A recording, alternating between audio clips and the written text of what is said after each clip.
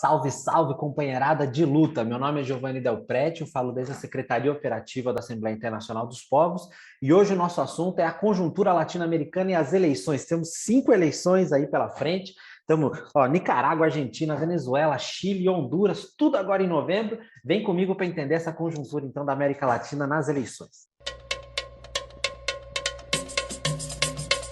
Bom, gente, é isso. Então, a gente tem um calendário aí cheio de eleições, a importância, então, de Nuestra América, na geopolítica do mundo, fundamental essas eleições aí, a gente entender os rumos que vão tomando, porque nas eleições elas são definidoras, né? Elas vão mostrando essa correlação de força em cada país para a gente poder fazer, então, esse avanço de saída dessa crise, né, lascada que a gente está, já estava antes da pandemia, com a pandemia piorou essa crise do capitalismo, então, as eleições são um espaço importante de organização, de agitar a bandeira da mobilização do povo, de mostrar essa correlação de força da sociedade e a gente conseguir avançar com um projeto anti-imperialista pela soberania dos nossos povos e dos nossos territórios. Então, começando aqui, só vou falar o calendário eleitoral. 7 de novembro, eleições na Nicarágua.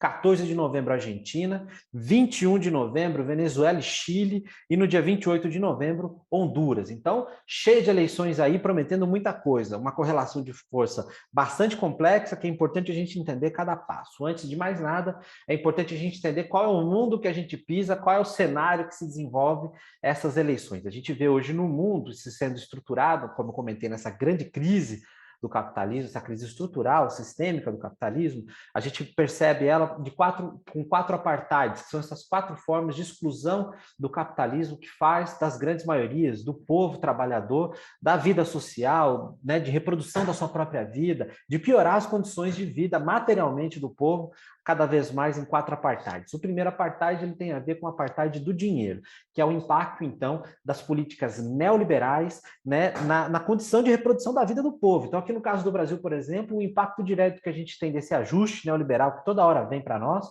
é o teto de gastos, por exemplo, aqui no Brasil, onde você corta dinheiro, né, põe um teto para poder gastar com saúde, educação, moradia, e, por outro lado, não bota nenhum freio, né, no pagamento de juros para banqueiro, da dívida pública, por exemplo. Então, essa é uma forma, então, de drenar recursos do Estado brasileiro, do nosso dinheiro público, deixando de pagar, deixando de investir no social, de investir em política pública para o nosso povo, para remunerar banqueiro, e que muitos deles nem no Brasil vivem, são pessoas que são de outros países, e o nosso povo, com a miséria do nosso povo, remunerando o grande capital lá fora. Esse aí é uma parte desses apartheids, o apartheid do dinheiro. Por outro lado, a gente tem também o apartheid da saúde. Na pandemia, como a gente está vendo, o apartheid da saúde tem a ver, então, com esse processo de precarização da vida do povo em relação à falta de política pública para a saúde. Então, seja no caso da vacina, na produção e acesso às vacinas, como a gente vê aí, essa desigualdade, essa geopolítica da vacina, onde a gente tem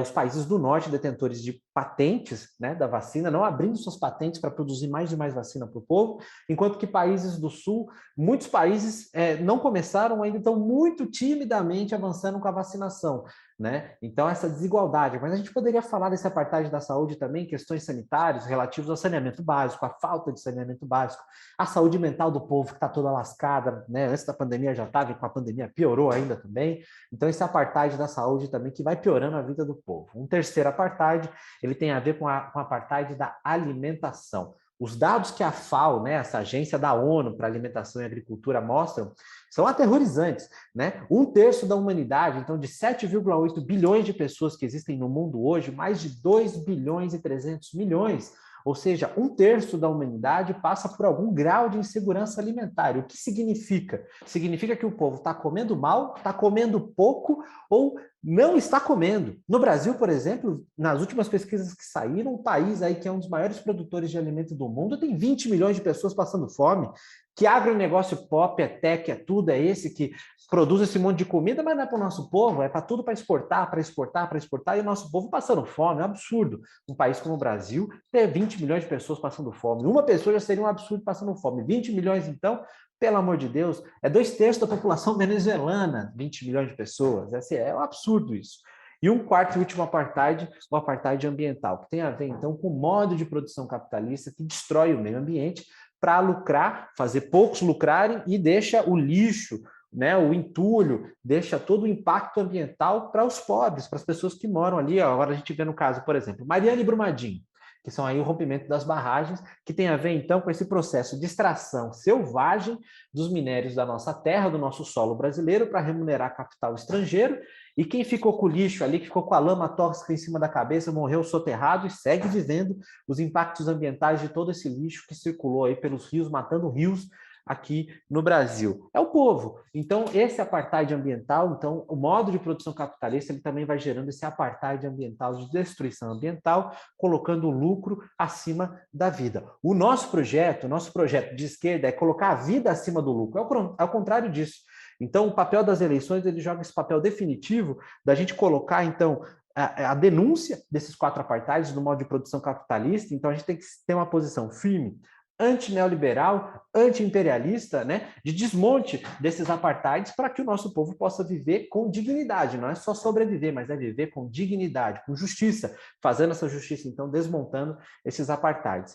Então, esse é o cenário que se desenrola as eleições na América Latina, porque aqui na América Latina a gente vê diretamente isso. E qual é a importância dessas eleições aqui também do ponto de vista geopolítico? Porque na América Latina a gente tem as maiores reservas de água doce, a gente tem grandes reservas, fabulosas reservas de petróleo, né, lítio, nióbio, minerais que são fundamentais para a revolução tecnológica de qualquer país que quer se desenvolver e sair dessa crise econômica que o mundo inteiro está. Então, o mundo inteiro olha para a América Latina com esse olhar de cobiça, de interesses estrangeiros no nosso território, nos nossos recursos naturais, para poder fazer o seu desenvolvimento econômico. Não há desenvolvimento econômico do capitalismo verde, sustentável, sem exploração do território latino-americano. Isso é fundamental a gente entender, para entender o quão estratégico é as eleições, essa correlação de força interna em cada país, mas também essa correlação de força externa, dessa cobiça internacional, da importância, então, da gente ter uma posição anti-imperialista, porque o imperialismo ele está em crise e precisa, mais do que nunca, de controlar os nossos territórios, o nosso povo, deixando a mão de obra barata, né? Então, ou seja, baixar o preço dos salários aqui no Brasil e em toda a América Latina para conseguir remunerar as suas burguesias que nem no Brasil vivem. Então, esse é o cenário da importância geopolítica das eleições. Agora vamos para as eleições. Vamos citar aqui 3 casos mais evidentes. Então, no caso, vamos começar pelas megas eleições venezuelanas, quando a gente tem aí, então, as eleições locais e regionais. Né? A gente tem 2 blocos principais aí, um bloco do grande polo patriótico, encabeçado, sobretudo, né, uma coalizão encabeçada pelo PSUV, o partido do governo do presidente Nicolás Maduro, e, por outro lado, a MUD, a Mesa de Unidade Democrática. Esses 2, que aí estão fazendo então os 2 blocos, né, o polo patriótico de esquerda e a MUD organizando aí, reunindo direita e extrema-direita, inclusive o grupo de Juan Guaidó está aí dentro dessa MUD fazendo as negociações, participando dentro das eleições. Então a gente tem 70 mil candidaturas, né, para disputar 3 mil cargos, né? Então são governadores, prefeitos, deputados estaduais, vereadores, são 3 mil cargos que estão em disputa nessas eleições do 21 de novembro na Venezuela. Então esse é o cenário que se desenrola. As eleições, as perspectivas é de que o PSUV, né, o grande polo patriótico, ele siga mantendo uma margem folgada, né, de comando, né, de conseguir ser eleito para os governos estaduais e também as prefeituras e todos esses cargos, né? E a gente vê esse processo, então, das eleições. É bom a gente colocar em perspectiva também que as eleições se passam num cenário, né, em paralelo às eleições, já alguns meses atrás foi iniciado um processo de diálogo no México, né, entre o governo venezuelano e setores da oposição, com observação da Noruega, da Holanda, da Rússia, de atores internacionais, para conseguir decidir temas sensíveis, são muito caros para a soberania venezuelana. Um deles tem a ver com a soberania do território de Essequibo, uma longa disputa aí, que o governo da Guiana reconhece que é seu território, né, essa parte de Essequibo na fronteira com a Venezuela, e é o território venezuelano. Então, fazer essa negociação para saber como lidar com essa questão da soberania nacional nesse território específico, e também um outro tema que foi com a mesa de negociação do México relativo a poder repatriar, poder resgatar os recursos, os bens públicos venezuelanos que estão em contas estrangeiras, né? Naquele processo da autoproclamação do Guaidó, esse governo fantoche, né? Que foi o Juan Guaidó, que hoje já é um projeto fracassado, nitidamente fracassado, que tem que sentar junto com o governo Maduro, ou seja, reconhecer que o presidente da Venezuela, o próprio Guaidó, tem que reconhecer que o presidente é o Maduro, porque ele tem que sentar com o Maduro para poder fazer essas negociações. Ele teve acesso a bilhões e bilhões de dólares que estavam em contas estrangeiras do governo venezuelano, mundo afora, e sabe-se lá o que ele fez com esse dinheiro, e a importância, então, da repatriação desses recursos para o governo venezuelano poder seguir financiando políticas públicas e driblar esse criminoso bloqueio econômico feito feito pelos Estados Unidos contra o povo venezuelano, assim como os Estados Unidos faz com Cuba, com Nicarágua, aqui só para citar os casos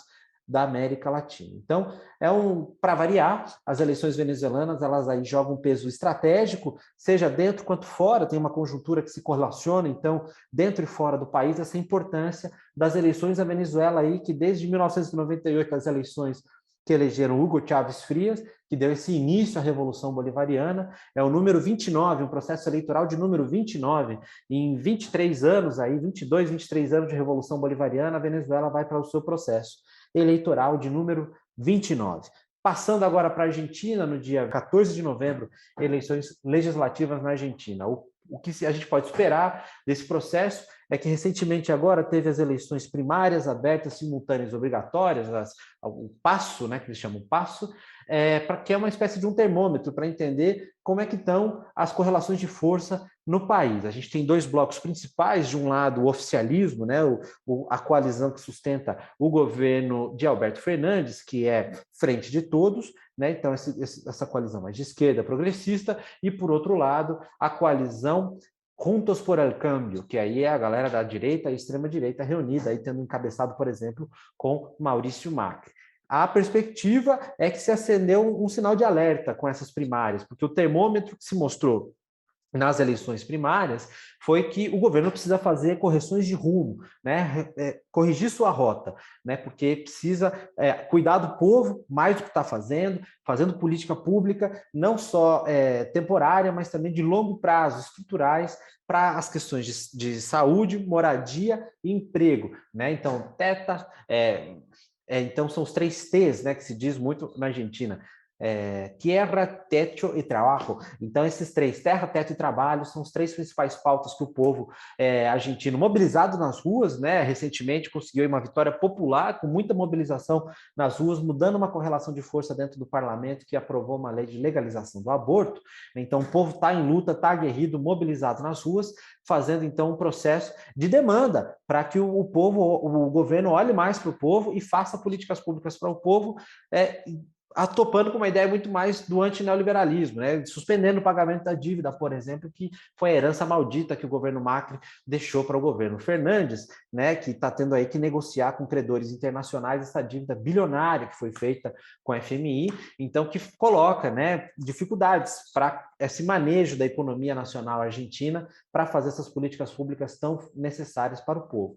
Então, o que se diz aí é que são eleições vestidas de cinza, né? Está meio cinza esse cenário na Argentina. Então, o que é importante é que a Frente de Todos consiga manter a maioria ou aumentar a sua maioria dentro do parlamento argentino, seja no Senado, seja na Câmara dos Deputados, né? E a perspectiva é que o povo da direita está se mobilizando, fazendo uma campanha de desgaste e que possa, inclusive, ser eleito aí, ter os senadores e os deputados por Buenos Aires, né, que aí é a principal região do país disputada aí, fundamental para os rumos da política. Então é importante para o governo de Alberto Fernandes, claro, continuar tendo uma maioria, talvez aumentar a maioria dentro do parlamento, mas não está fácil, não está fácil. Vamos ficar de olho 14 de novembro nos resultados.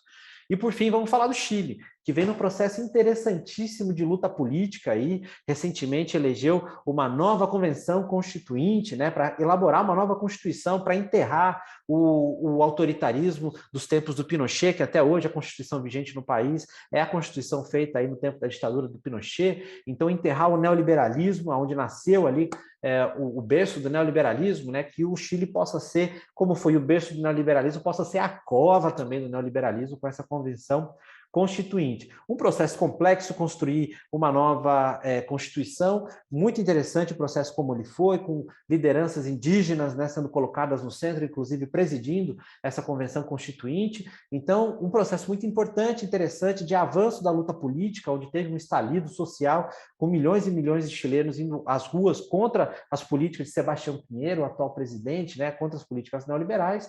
Então, um processo muito intenso de mobilização e luta popular, onde a gente tem hoje dois candidatos, né, pela esquerda, Gabriel Boric, né, que está aí com as pesquisas indicando com 20%, 21% de intenções de voto, e por outro lado, José Antônio Cast, o Bolsonaro deles lá, que emergiu, não estava sendo muito considerado, né, ele emergiu aí nas pesquisas agora, despontando com 22%, 23% de intenções de voto. É o Bolsonaro deles lá, saudoso da ditadura do Pinochet, querendo rever, né, inclusive querendo perdoar de torturadores que ainda estão vivos, né, do tempo do Pinochet e tudo mais, querendo fazer um revisionismo da história. Então, todo apoio para a candidatura de Gabriel Boric, esse jovem político da vida chilena, que tem aí, então, encabeçando essa candidatura de esquerda. Vamos ficar de olho no dia 21 de novembro, junto com as eleições venezuelanas, aí no Chile também vai para o seu primeiro turno.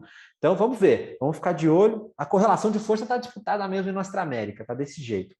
E acho que é isso, no geral, se a gente fosse pegar, daria para falar muito mais coisa. Em Honduras tem um processo interessantíssimo, com uma larga intenção de voto aí para Xiomara Castro, né, que já desponta nas pesquisas com 32% de intenções de voto. Recentemente, o terceiro colocado nas pesquisas fez uma aliança, o Salvador Nasralla também fez aí uma aliança com a Xiomara Castro. Então, podendo, então, os dois somados têm mais de 45% de intenções de voto. Então, isso é importante, mostrando, então, que na Centro-América, na nossa América Central, também mostrando grandes possibilidades de avanço de candidaturas de esquerda. Lembrando que em 2009 teve o golpe contra Zelaya em Honduras, então aí sendo então um processo de 12 anos depois desse golpe do Zelaya, podendo retomar um governo progressista na América Central ali, que foi um dos primeiros governos que passou por esse golpe, esse contragolpe do imperialismo, frente à eleição de vários governos progressistas na nossa região no começo do século XXI. Bom, esse seria um panorama mais geral. É muito importante a gente ficar de olho, fazer solidariedade, difundir as campanhas políticas que estão sendo feitas em todos esses cenários, porque a correlação de força ainda está para ser decidida. Como a gente está vendo, está rolando um empate nessas eleições. O que vai definir é a luta popular. A gente tem que plantar a luta para colher vitória, mas não é vitória só para eleger os nossos candidatos, esses aí que a gente está apoiando. Mas é mais do que isso, porque uma vez eleito, esses candidatos eles têm que conseguir governar. E só com luta mobilizada nas ruas, nas redes, no campo e na cidade é que a gente vai conseguir desempatar essa conjuntura. Então tá para ser escrito isso tudo. Aqui no Brasil a gente está fazendo o nosso papel com a campanha Fora Bolsonaro, fazendo a nossa luta nas ruas, nas redes, fazendo as nossas articulações, assim como todo o continente está. O importante é a gente conseguir empurrar cada vez mais para a área anti-neoliberal, fazer esse processo de política anti-imperialista, de solidariedade entre os nossos povos, aprender com a luta política em outros lugares, internalizar esses aprendizados e lutar junto para mudar essa conjuntura da América Latina, que ela está em disputa, está empatada e só a luta que vai mudar. Então, adelante, camaradas, esse é o nosso calendário da conjuntura latino-americana. Um abraço.